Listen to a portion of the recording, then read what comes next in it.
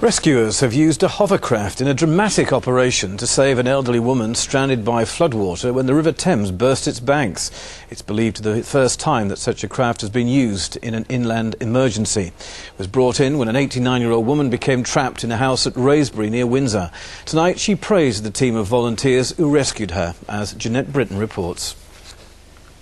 The damage will run into thousands of pounds, but that was the last thing on Lynn's mind when her elderly mother was trapped in the floodwater as it gushed into her home on Friary Island in Wraysbury.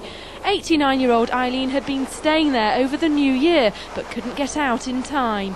Very worried, yes. As I say, she suffers with her heart, and really it was touch and go that she should get off the island quite soon.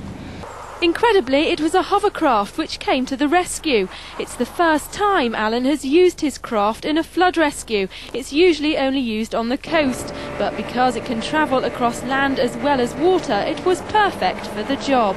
The advantage of hovercraft we've got in floods is that we're not affected by the depth of the water. So in this particular case, it didn't matter whether the water was 6 inches deep or 6 foot deep. We could go in on the hovercraft and we knew we could get next to the house in question to effect this evacuation.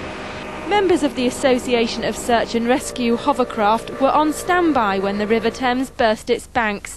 Many homes in Wraysbury were flooded out, but when news of Eileen reached members of the crew, they rushed straight to her rescue.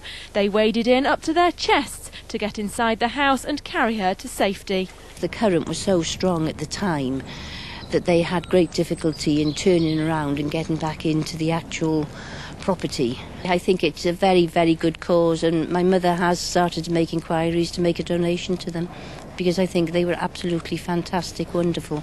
Couldn't fault them. It might have been an unusual sight in Wraysbury, but for Eileen it was one she'll most certainly never forget. She said it was quite an experience to be put in a hovercraft and taken half a mile up the road, and she thoroughly enjoyed it.